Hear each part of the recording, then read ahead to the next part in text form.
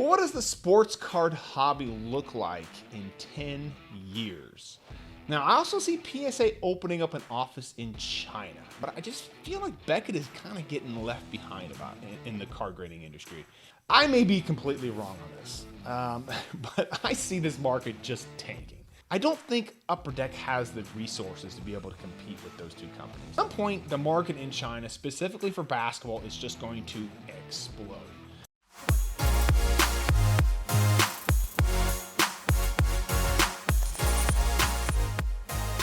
All right, welcome back to another episode of the Powers Sports Memorabilia Show. I am your host, Matt Powers. Thank you again for joining me. Please visit the website, powersportsmemorabilia.com. Also, give me a follow over there on Instagram, at Powers Autographs. Well, what does the sports card hobby look like in 10 years? Now, today I'm going to attempt to look into my crystal ball and try to imagine what the sports card hobby is going to look like in the next decade. One thing is for sure, it will look nothing like it does here in 2021. It seems like every day PSA is buying another company or a new grading card company is starting. There will be 4 areas that we will discuss today, all right? Number 1 will be the grading card companies. Number 2, the cards themselves. 3, the trading card companies. And then 4, the marketplaces such as eBay. Now, these are just my own thoughts to have some fun, kind of debating what the hobby might look like in the near future. Now, you might say some of these will never happen, but I mean, at one time we didn't think we were going to go to the moon, and apparently we've been to the moon. So anything is possible. Now, stick with me. This might be a little bit longer video than normal, but I had some fun kind of brainstorming some of these ideas. So let's go ahead and get started. Number 1, the grading card companies. Now, this is one area of the card industry that is going to see a rapid change. We've already seen it with PSA buying Genament, which is the grading software company they just recently purchased. Here's how I see grading looking like in the near future. Human graders at the big companies such as PSA are pretty much out. They're gone. Everything is going to be done via AI software. I mean, it's the only way to really scale a grading, card grading business to its potential. Now, human graders will still have kind of a small role to play to double check what the software says, make sure the label is correct, basically quality control work. Because of this, I see PSA's turnaround times actually getting a little bit faster with more accurate grading. PSA will gain increasing market share and be grading 90+% of all the cards on the market. Collectors will use PSA because their software will give them the most accurate grade possible, and PSA has branded itself as the leader in sports card grading. Really, pretty much anything graded now, PSA is branding itself around that. I also see PSA having an app on your phone where you can pre-grade your cards for a fee. Now, the app will grade your corners, your edges, centering, and surface, and will kind of give you an estimated grade. Now, although the surface may be tricky, it's all going to depend on how good the camera is on your phone in the next 10 years. But potentially maybe even having like kiosks machines at your local sports card shop where you can pre-grade your cards at your local card shop. I mean, that would be absolutely epic, being able to walk in there, open a box of cards, and then be able to pre-screen your cards before you send them off for grading. And then after scanning your cards, you can then choose which ones you want to go ahead and submit to PSA. PSA will auto-populate their submission form for you and send a copy of that right to your phone or email. So no more filling out endless forms and paperwork. Oh man, that is just the worst part about grading cards is the paperwork.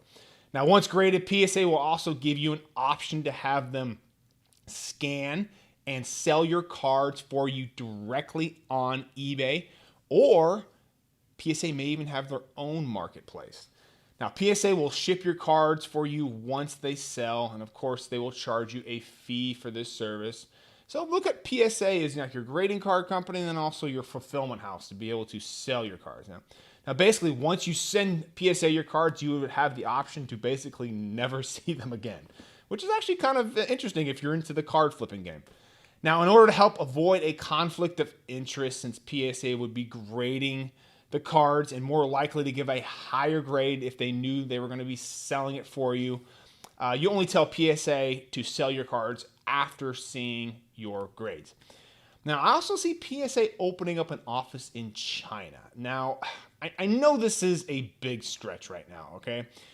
But you got to think boldly about it being in the card industry. I mean, PSA is obviously, they're thinking 10, 20, 30 years down the road with all these purchases they've been making. So in the next 10 years, China is set to become the world's largest economy, okay? It's on track for that. It's definitely happening. And basketball is a huge sport in China. Millions of fans of Kobe, Jordan, and LeBron James live there. I mean, this is the place for the NBA right here. Now, as the basketball card market continues to grow and arguably becomes, the number one sport collected in trading card, collectors in China are going to want to get their cards graded. And shipping them back and forth to PSA in California, it adds tremendous cost, but also the fear of, losing your cards in shipment or, customs, holding on to them forever.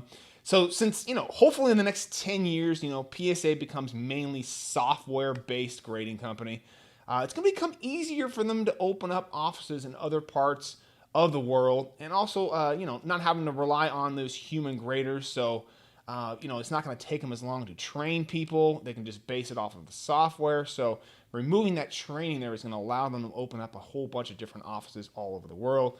Canada, Europe, and also Australia will be prime candidates for future offices.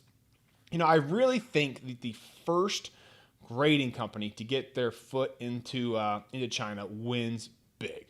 CCG, which is the parent company of CSG, does currently have an office in China, though I'm not sure what the extent of grading that they do there, but I'm very curious to see how this plays out in the marketplace. I mean, I wouldn't even be surprised to see a brand new grading card company just pop up in China that really just serves only the Chinese collectors.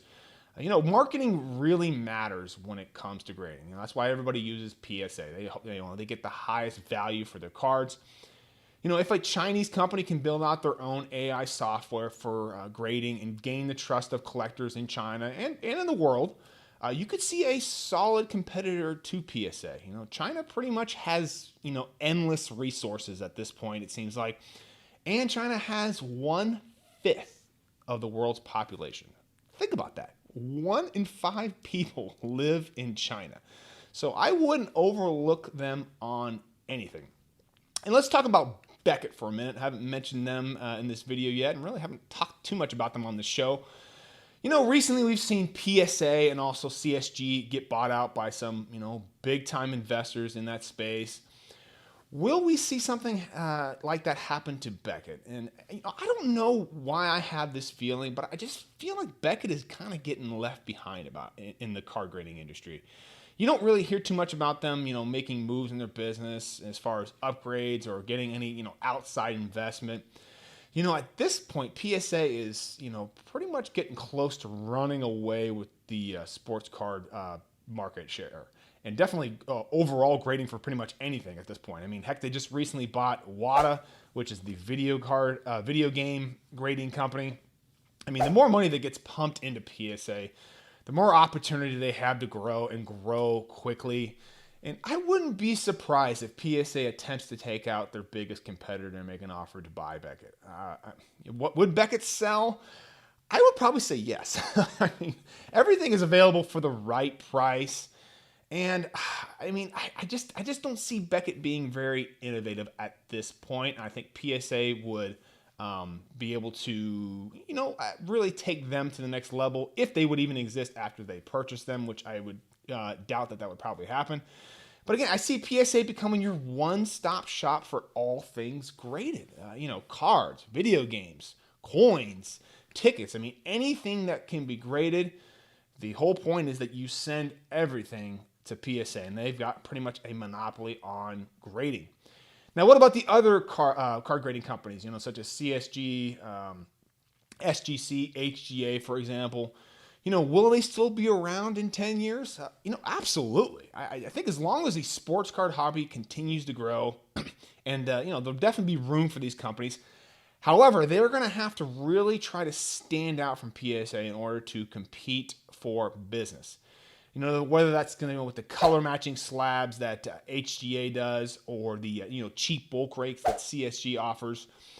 Each one is going to have to try and find their own niche, and really control and dominate that area. Competing with PSA on an apples-to-apples business model is going to be quite challenging, as they're leading the industry right now is just so massive. All right, number 2, the cards. Technology in cards has really grown in the last 20 years, from the first refractors to patch cards and acetate cards. In the next 10 years, we could really see some crazy designs come out. One area of the cards I see really being experimented with is the size of them. And I guess this is almost sacrilegious to adjust the size of a trading card. But I think that's what makes cards like the 1969 Topps so cool, is the different size. DeAndre from the Suns, he just had just saw a recent card of his that had his huge handprint on it. And it was like a 1 of 5, and he had autographed it. And I thought that was totally unique. I mean, just not for everybody, but very unique card. Imagine like a 1 of 5 Luka card that had his handprint on it that was also signed. What would that go in comparison to maybe a rookie patch auto card? Be kind of very interesting to see. As card companies kind of run out of ideas that can kind of fit on a traditional card, it only makes sense to go bigger. I realize, traditionalists may not like these designs, but there will be a good number of collectors that will appreciate these new cards. Imagine having a card with James, part of a game-used LeBron James jersey. So it had his entire last name in the card, like a patch card with that on there. I mean, just absolutely epic. It'd have to be a huge piece, but that would be totally unique. And I do see individual athletes partnering up with traditional trading card companies to kind of make their own personal branded trading cards. Developing products centered around an athlete's personal brand is going to be huge in the next coming years, especially since college athletes can now profit off their name, image, and likeness. Imagine Luka Doncic, let's say, for example, he had his own personal branded cards with Panini that he helped design and market on Luka's own website. I mean, just like autographed items can be limited edition print runs, the athlete would make these cards, say, limited edition of 100 or 1,000. I mean, imagine the buzz on a release date for these cards on that athlete's website. I mean, just absolute insane amount of traffic of the hopes of just getting one. These athletes with their social media following, I mean, they can push stuff out there and create increasing buzz, and it's just absolutely incredible the amount of marketing reach that these athletes have, and that's why it's so important for them to build out their personal brand. NFTs and digital cards are going to be, again, another interesting area to see what happens in the next 10 years. I may be completely wrong on this, but I see this market just tanking. I just don't understand it. The only reason I see people buying these is to sell them and make money, not collect them. Again, that's just my own personal opinion on it. When the money from investments dries up in the NFT market, so does the value, in my opinion. I just can't get my mind around to accept that a sports card that you cannot hold in your hand is something that people would want. What changes with a card that you can hold in your hand is a sense of, emotional attachment to that card. It's just something that an NFT just can't offer, in my opinion. Again, I may be completely wrong on this, but, let me know in the comments below. Somebody that knows more about an NFT market than I do, comment below. Let me know what you think about the NFT market in the next 10 years. Collaborations are going to be one area where growth in the industry is just going to continue to grow. We've seen this with the big effort that Topps put into it with their 2020 project, and when they work with mainstream artists. This will not slow down in any capacity at all. It creates tremendous buzz around multiple genres. Marketing in multiple different areas with one product is just butter.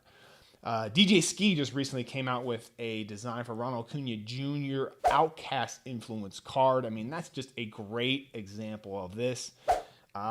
This is just where the card industry is going. The traditional card of, just a picture of the athlete on there is going to be a staple of the industry.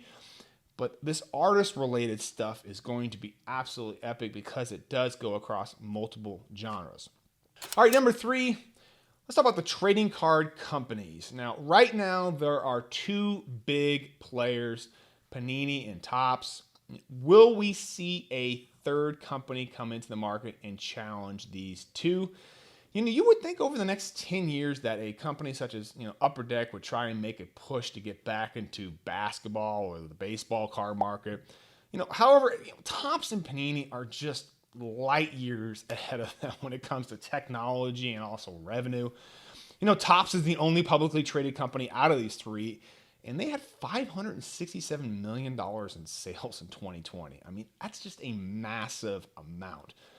I don't think Upper Deck has the resources to be able to compete with those 2 companies. And I just don't see MLB, NFL, or NBA moving away from their exclusive licenses to these companies. From their perspective, it's just way easier to manage one licensee holder and create a consistent product that fans come to expect, as opposed to having multiple licensee holders. As the sports card market expands, it is going to be very interesting to see what happens internationally. Right? Soccer cards have taken off with Europe and America both being interested in the cards. I think we will continue to see specific sets made for specific countries, especially after the World Cup, since we have not had a World Cup in soccer since the soccer card explosion. Imagine Italy. Winning the World Cup, and Panini, who's of course based in Italy, making a World Cup Champions Prism set sold only in Italy. I mean, the buzz around that product would just be absolutely insane. But also stiff competition in the resale market. While yes, Panini is a trading card company, what they really are is a marketing company. I mean, they know how to pump up a market and drive traffic and make sales. I mean, it's just absolutely, the people that do their marketing for them, top notch. They know exactly what they're doing. They are absolute masterminds of that. You got to give them credit there. But I'm just very curious what's going to happen in China with Panini. Again, I've been bringing up China here again. At some point, the market in China, specifically for basketball, is just going to explode. As we all know, China owns the NBA, since the majority of the NBA fan base lives there. While doing business in China as an outsider can be very, very challenging, many have tried because the payoff can be huge. Does Panini start making basketball cards specifically for the Chinese market? Could they make cards with their name translated into Chinese characters on them? Those would definitely be interesting to see. I mean, as China becomes the world's, number 1 economy within the next 10 years, I do see the NBA doing everything they can to be the number 1 sport in the country. And Panini will want to capitalize off of that with their trading cards. Recently, Alex Rodriguez's SPAC, Slam, has been rumored to be in talks about purchasing Panini for like $3 billion. If that were to happen, I can see Panini making a huge play to get that full MLB license to make baseball cards. Right now, they only have the player's license, meaning they can't use the team logos. But if you're A-Rod and you made your living playing the game of baseball, I would imagine he's going to be doing everything in his power to make Panini a fully licensed company for baseball cards. I mean, why else would you buy this company here? You don't want to be making basketball cards, just only that if you are a well-known top 100 baseball player of all time. Could definitely see Panini making a big push to get back into the baseball licensing card market. All right, number 4, what will the sports card marketplaces look like in 10 years? Now, I'm a big believer in eBay. I think eBay, they sat on their hands idle for many years, not knowing they had a gold mine and a monopoly on the card market. They've now realized that. When you think of buying a sports card, most people think of eBay. You've already started to see them make changes to the return policy, and they're updating their search results right now to help buyers, find the exact item they are looking for much easier. They're also working on having their website be able to read your card slab and accurately list your product and its title. They have tremendous infrastructure both on and offline. I mean, that takes years, if not decades, to build out. Within the next 10 years, I see eBay making a bigger push to be part of the expensive card market. The ones that everyone currently sends to Golden Auctions. I did hear Ken Golden, who started Golden Auctions, say that eBay had tried to get them on their platform a few times, and it just didn't work. I mean, why would you go on eBay when you have your own platform, right?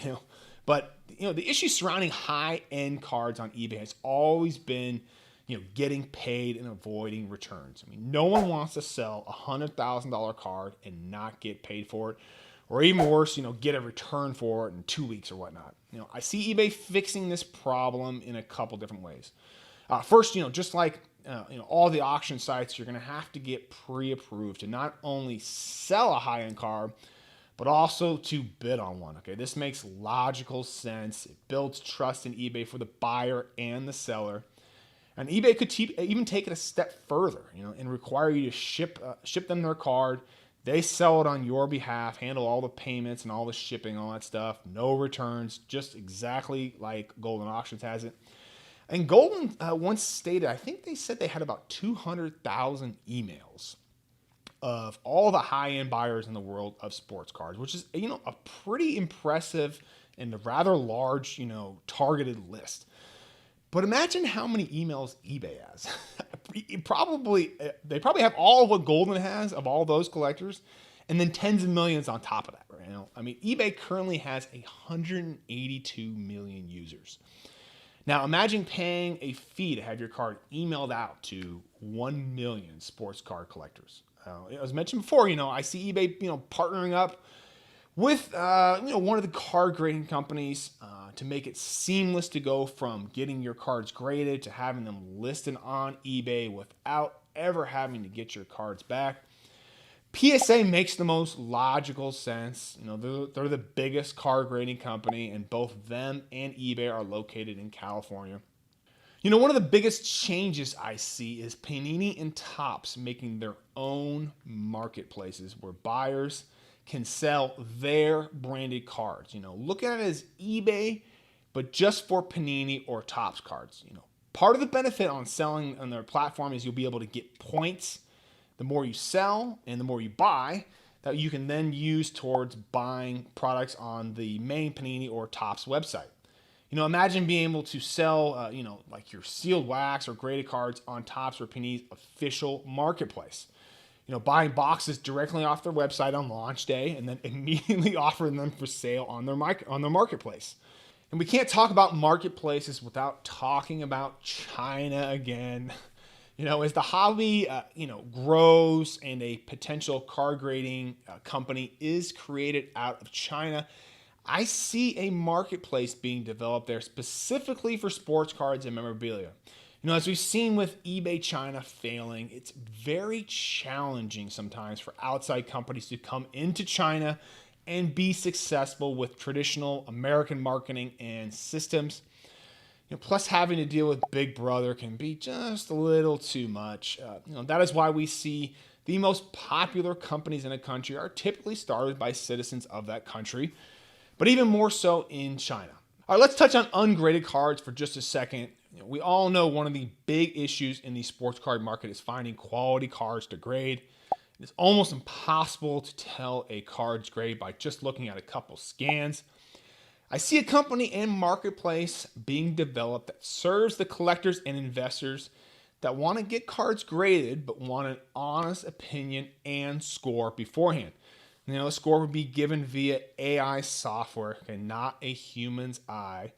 And you would pay a premium for this service, as having an ungraded card with a score of, say, 90 to 100 out of 100 would almost guarantee a 10 when grading that card. Now, this would be perfect for those who do not grade cards but want to get a premium for their quality cards. Companies such as ComC, which stands for checkoutmycards.com, would be ideal for this. They already have the infrastructure in place and would just need the software in order to implement it.